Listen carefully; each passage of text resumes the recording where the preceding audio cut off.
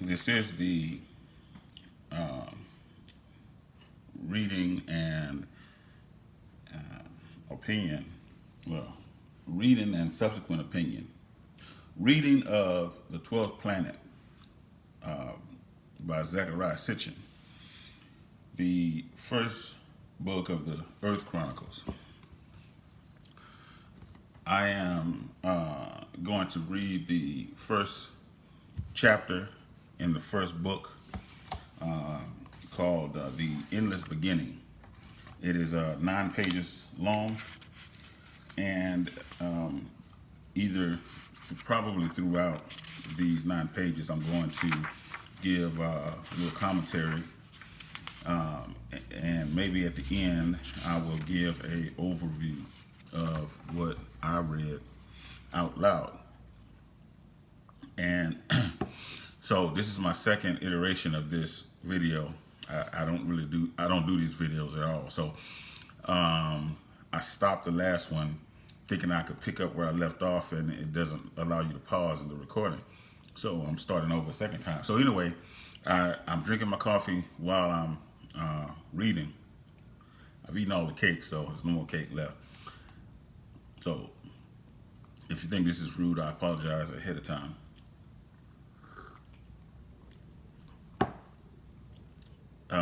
If I run out of coffee, I'm gonna run right over there to get some more. And so I'm not gonna stop it. It's just gonna continue to, it's gonna be a continuous recording. So if I get up, that's all that is. I'll be right back after I get some more coffee. Next time I'll bring the coffee pot right next to me, so I won't have to get up, which will be, it'll be, anyway. So here we go. The Endless Beginning. Of the evidence that we have amassed to support our conclusions, exhibit number 1 is man himself. In many ways, modern man, Homo sapiens, is a stranger to Earth. Ever since Charles Darwin, which, by the way, I think this guy's going to probably misquote Charles Darwin, because I don't think that he said, every time that I see Charles Darwin, they always talk about evolution, and I don't think that Charles Darwin made that particular quote. So let's see what he says. Ever since Charles Darwin shocked the scholars and the theologians of his time with the evidence of evolution, life on Earth has been traced through man and the primates, mammals, and vertebrates, and backward through ever lower life forms to the point billions of years ago at which life is presumed to have begun. But having reached these beginnings and having began to contemplate the probabilities of life elsewhere in our solar system and beyond, the scholars have become uneasy about life on Earth. Somehow, it does not belong here. If it began through a series of spontaneous chemical reaction, why does life on Earth have but a single source and not a multitude of chance sources? And why does all living matter on Earth contain too little of the chemical elements that abound on Earth and too much of those that are rare on our planet? So it sounds like he's asking,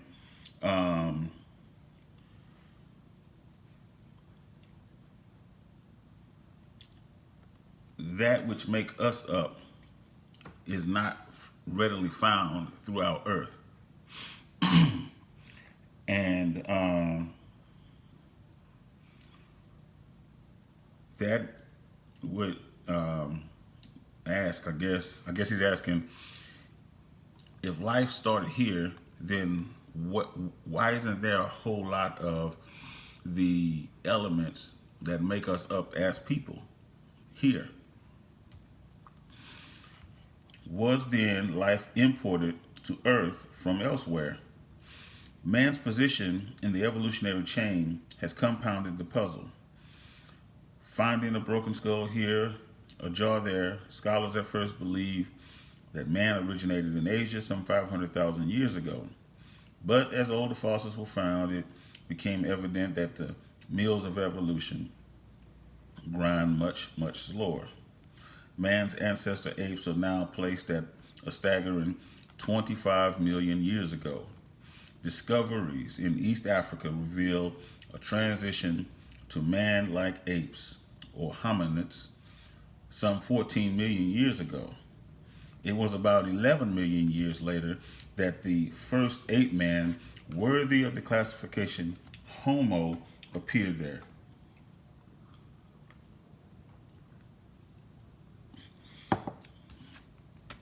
Now, here's the thing I want to, I kind of want to stop for a second.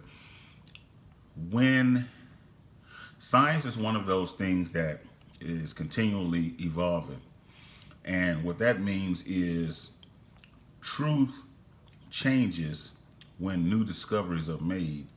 And that's the thing about science that sets it apart from religion. With religion, truth just always stays the truth, even though there are new discoveries that discount or discredit religion.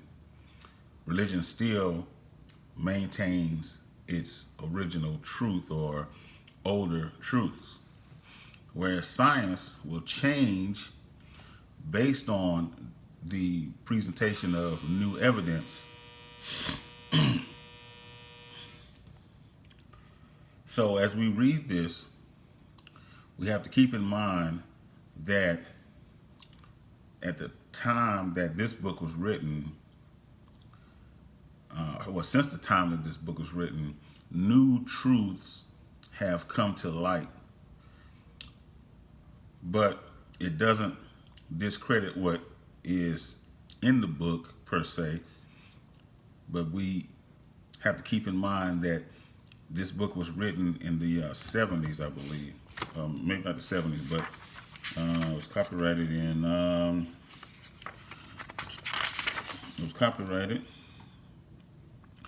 first in 1976, 1978, and 1991. So it's been updated a few times. You know, of course, to keep up with the truth that change. But since he's dead, and I don't think nobody's going to make any updates in the book moving forward. So the first being considered to be truly man-like, advanced Australopithecus, existed in the same parts of Africa some 2 million years ago.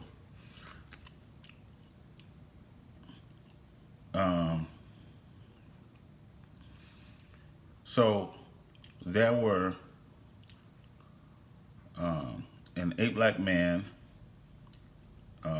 in East Africa some 11 million years ago. And at the same time, there was another being in East Africa called advanced Australopithecus. Now, so these two different people, it took yet another million years to produce Homo erectus. Finally, after another 900,000 years, the first primitive man appeared. He is named Neanderthal, after the site where his remains were first found. In spite of the passage of more than 2 million years between advanced Australopithecus and Neanderthal, the tools of these two groups, sharp stones, were virtually alike, and the groups themselves, as they are believed to have looked, were hardly distinguishable. So the tools were the same, but the look was different.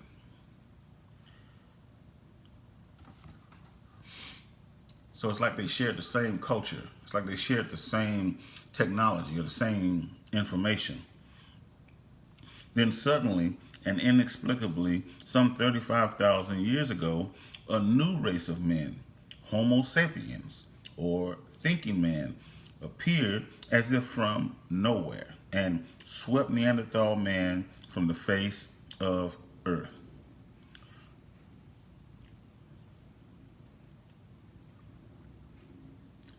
So Mr. Sitchin is setting up a point to make when he says that then suddenly and inexplicably, some 35,000 years ago, a new race of men, Homo sapiens, or thinking man, appeared as if from nowhere and swept Neanderthal man from the face of Earth. These modern men, named Cro-Magnon, looked so much like us that if dressed like us in modern clothes, they would be lost in the crowds of any European or American city. Because of the magnificent cave art which they created, they were at first called cavemen. In fact, they roamed Earth freely, for they knew how to build shelters and homes of stone and animal skins wherever they went. For millions of years, man's tools had been simply stones of useful shapes. Cro-Magnon man, however, made specialized tools and weapons of wood and bones. He was no longer a naked ape, for he used skins for clothing. His society was organized. He lived in clans with a patriarchal hegemony. His cave drawings bespeak artistry and depth of feeling. His drawings and sculptures evidence some form of religion, apparent in the worship of a mother goddess who was sometimes depicted with the sign of the moon's crescent. He buried his dead and must therefore have had some philosophies regarding life, death, and perhaps even an afterlife. As mysterious and unexplained as the appearance of the Cro-Magnon man has been, the puzzle is still more complicated. For as other remains of modern man were discovered at sites including Swanscombe, Steinheim, and Montmaria, it became apparent that Cro-Magnon man stemmed from an even earlier Homo sapiens who lived in Western Asia and North Africa some 250,000 years before Cro-Magnon man. The appearance of modern man, a mere 700,000 years after Homo erectus and some 200,000 years before Neanderthal man, is absolutely implausible. It is also clear that Homo sapiens represents such an extreme departure from the slow evolutionary process that many of our features, such as the ability to speak, are totally unrelated to the earlier primates. So he's talking about three different people: the Australopithecus, the Neanderthal, and the Cro-Magnon man. And in the millions of years between the Australopithecus, or the advanced Australopithecus, and the Neanderthal, there was very little difference. But then suddenly the Cro-Magnon man comes, and there is this wide, expansive leap between the evolution. And that is a problem when you're trying to see patterns in human evolution. What happened between these first two men and these two men is a quantum leap that they really or have been glossing over, and they call it a missing link. That's the best way that they can describe it. They don't know. So,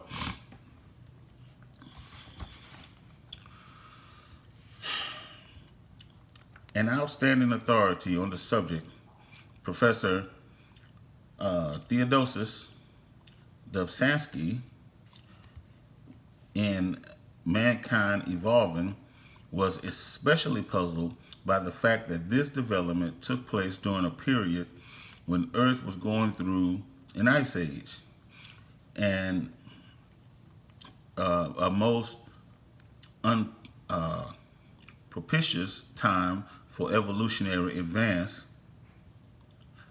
a most unpropitious time for evolutionary advance. So basically, how did this man come into being during a time when the world was in upheaval, during the ice age? And it's like, where did this guy come from? You know? Okay. And the world was going through what it was going through. It wasn't like it was going through in a period of, just being Earth. It was going through some shit. So, pointing out that Homo sapiens lacks completely some of the peculiarities of the previously known types, and has some that never appeared before, he concluded modern man has many fossils, collateral relatives, but no progenitors. The derivation of Homo sapiens then becomes a puzzle. How then did the ancestors of modern man appear some 300,000 years ago instead of 2 million years or 3 million years in the future? Which basically he's saying, in order for the Cro-Magnon man to make sense, it would have taken maybe another 2 to 3 million years between the Neanderthal and him to get to that point. But it didn't take that long. It was just a matter of a few thousand years. So something happened drastically that brought the Neanderthal man to such an advanced state that he is different and much more advanced. Definitely got to bring the pot closer so I won't have to get up. But anyway, I'm drinking some new coffee. I'm not going to tell you what kind of coffee it is right now, but I'm drinking some coffee. And I used to drink Starbucks all the time, but I'm going to probably get away from Starbucks. But this coffee I'm drinking now is the fucking bomb. Anyway, were we imported to Earth from elsewhere, or were we, as the Old Testament and other ancient sources claim, created by the gods? We now know where civilization began and how it developed once it began. The unanswered question is, why? Why did civilization come about at all? For, as most scholars now admit in frustration, by all data, man should still be without civilization. There is no obvious reason that we should be any more civilized than the primitive tribes of the Amazon jungles or the inaccessible parts of New Guinea. But we are told, that's the other thing, right? So they were smart enough to say, listen, these people in New Guinea and in the Amazon jungles have been, they haven't had contact with modern civilization. And they are living the way that they have always been living. And so this is as far as they've come, still with spears and sticks and stones and so on and so forth. And then here we are over here going to space and creating advanced technology, automobiles and extracting oil from the ground and processing it and making gasoline and all of this stuff, rockets. How did that happen? How did we jump from that to where we are now? So he's setting up some good questions here.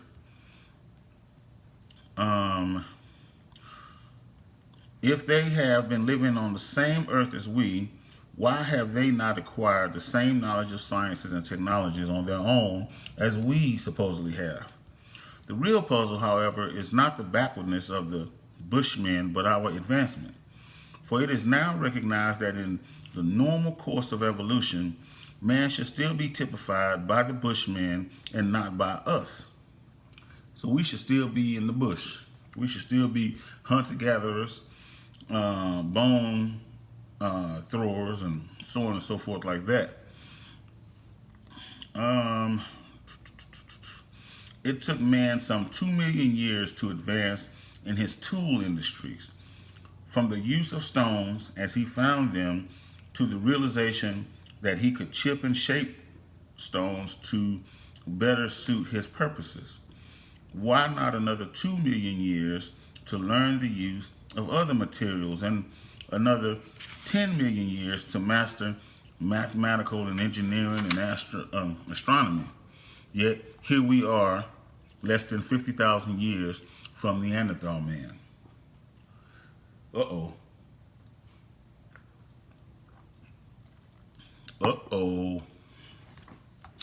So,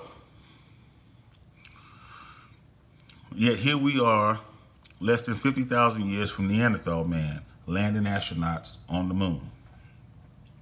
The obvious question then is this: did we and our Mediterranean ancestors really acquire this advanced civilization on our own? Though Cro-Magnon man did not build skyscrapers nor use metals, there is no doubt that his was a sudden and revolutionary civilization. His mobility, ability to build shelters, his desire to clothe himself, his manufactured tools, his art, all were a sudden high civilization, breaking an endless beginning of man's culture that stretched over millions of years and advanced at a painfully slow pace. So again, he's just reiterating the same thing. Man-like creatures or beings have been on this planet for millions of years, according to Western scholars. Millions of years. And in the millions of years, they were stone users, bone users, open fire users, hunter-gatherers. And then Cro-Magnon man showed up, and he was able to speak and build and understand shit like load-bearing structures, and which require mathematics, to build evenly and use the right weights to ensure that it don't collapse and all of that kind of stuff. How did that happen? How did that happen, man? So, though our scholars cannot explain the appearance of Homo sapiens and the civilization of Cro-Magnon man, there is by now no doubt regarding this civilization's place of origin, the Near East. The uplands and mountain ranges that extend in a semi-arc from the Zagros Mountains in the east, where present-day Iran and Iraq border on each other, through the Ararat and Taurus ranges in the north, then down westward and southward to the hill lands of Syria, Lebanon, and Israel, are replete with caves where the evidence of prehistoric but modern man has been preserved. So, one of the things about this guy that I just find kind of interesting is he is going to magically put white. I'm very concerned about white people being input into history equal to the history, the ancient history of black people. They don't have the same history. We don't have the same history as them. They are new to the planet, and well, let me just keep reading. I don't want to get too far off. One of these caves, Shanidar, is located in the northeastern part of the semi-arc of civilization. Nowadays, fierce Kurdish tribesmen seek shelter in the area's caves for themselves and their flocks during cold winter months. So it was one wintry night 44,000 years ago when a family of 7, one of whom was a baby, sought shelter in the cave of Shanidar. Their remains, they were evidently crushed to death by a rock fall, were discovered in 1957 by a startled Ralph Selecki, who went to the area in search of evidence of early man. What he found was more than he expected. As layer upon layer of debris was removed, it became apparent that the cave preserved a clear record of man's habitation in the area from about 100,000 to some 13,000 years ago. What this record showed was as surprising as the find itself. Man's culture had shown not a progression, but a regression. Starting from a certain standard, the following generations showed not more advanced, but less advanced standards of civilized life. And from about 27,000 BC to 11,000 BC, the regressing and dwindling population reached a point of almost complete absence of habitation for reasons that are assumed to have been climactic. Man was almost completely gone from the whole area from about 16,000 years. And then circa 11,000 BC, thinking man reappeared with new vigor and on an inexplicably higher cultural level. It was as if an unseen coach watching the faltering human game dispatched to the field a fresh and better trained team to take over from the exhausted one. Throughout the many millions of years of his endless beginning, man was nature's child. He subsisted by gathering the foods that grew wild, by hunting wild animals, by catching wild birds and fishes. But just as man's settlements were thinning out, just as he was abandoning his abodes, when his material and artistic achievements were disappearing, just then, suddenly, with no apparent reason and without any prior known period of gradual preparation, man became a farmer. Summarizing the work of many eminent authorities on the subject, R.J. Braidwood and B. Howe, or Ho, Prehistoric Investigations in Iraqi Kurdistan, concluded that genetic studies confirm the archaeological finds and leave no doubt that agriculture began exactly where thinking man had emerged earlier with his first crude civilization in the Near East. There was no doubt by now that agriculture spread all over the world from the Near Eastern arc of mountains and highlands. So I've read this book a few times, right? And every time I read it, I see something new, or I see it in a different way. And I can see how he's building up to the point that he's going to make, which I like the point. And so anyway, employing sophisticated methods of radiocarbon dating and plant genetics, many scholars from various fields of science concur in the conclusion that man's first farm adventure was the cultivation of wheat and barley, probably through the domestication of a wild variety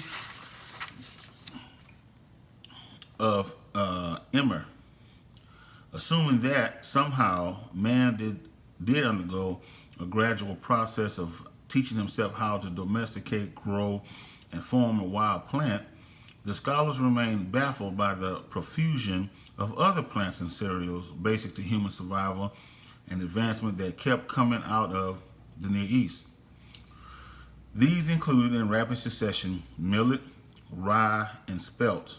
Among the edible cereals, flax, which provided fibers and edible oil, and a variety of fruit-bearing shrubs and trees. In every instance, the plant was undoubtedly domesticated in the Near East for millennia before it reached Europe.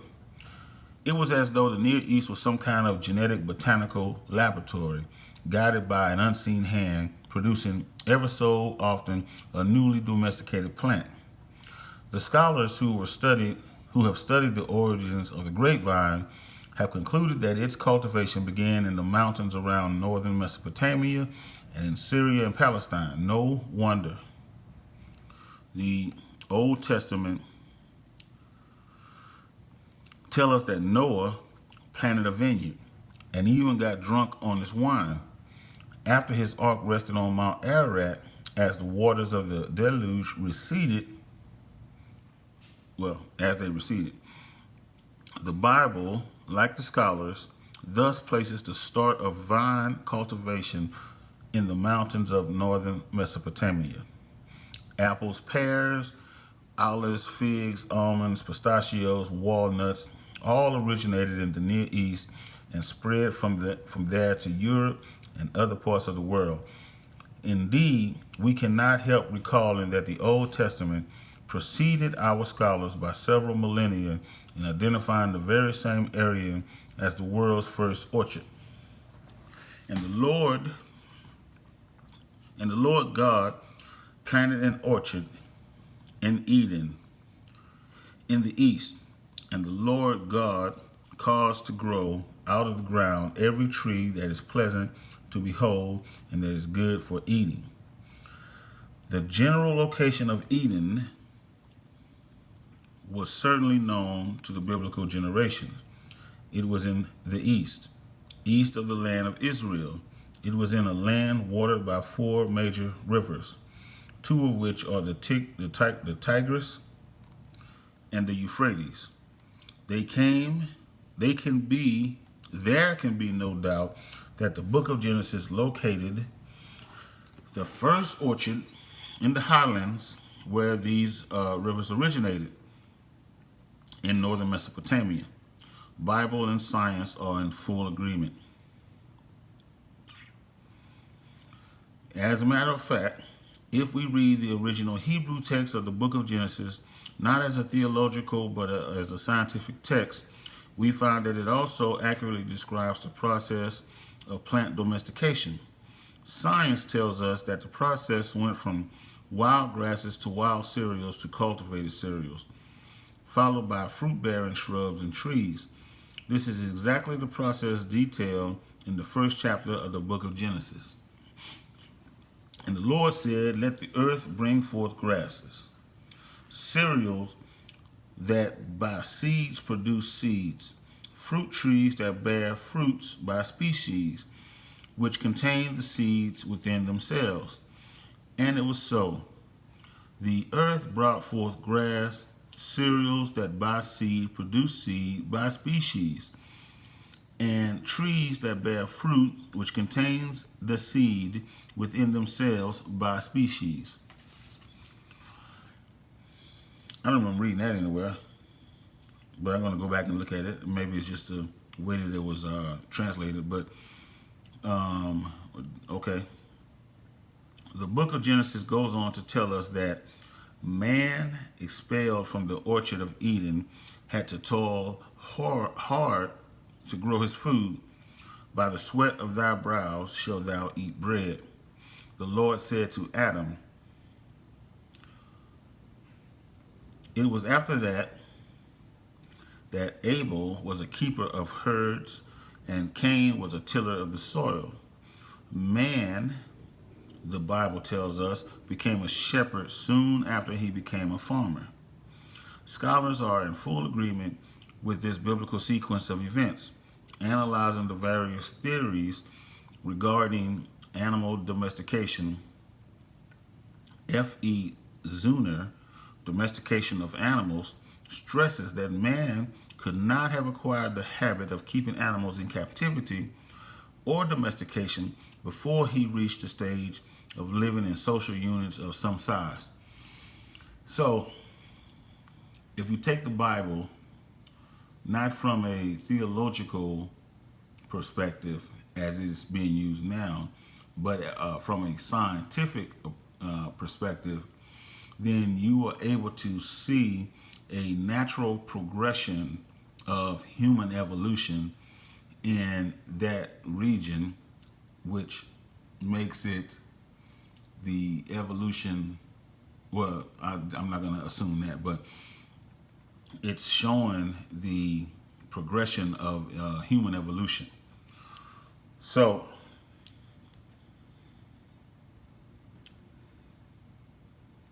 okay, maybe I shouldn't have looked up because now I'm lost where I was. Okay, so F.E. Zuner, Domestication of Animals, stresses that man could not have acquired the habit of keeping animals in captivity or domestication before he reached the stage of living in social units of some size. Such settled communities, a prerequisite for animal domestication, followed the changeover to agriculture. The first animal to be domesticated was the dog, and not necessarily as man's best friend, but probably also for food. This, it is believed, took place circa 9500 BC. The first skeletal remains of dogs have been found in Iran, Iraq, and Israel.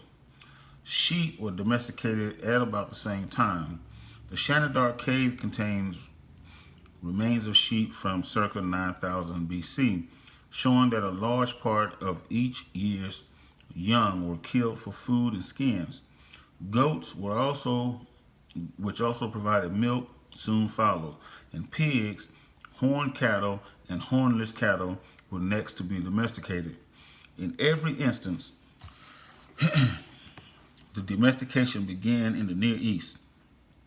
The abrupt change in the course of human events that occurred circa 11,000 BC in the Near East and some 2,000 years later in Europe had led scholars to describe the time as the clear end of the Old Stone Age or Paleolithic and the beginning of a new cultural era, the Middle Stone Age, Mesolithic.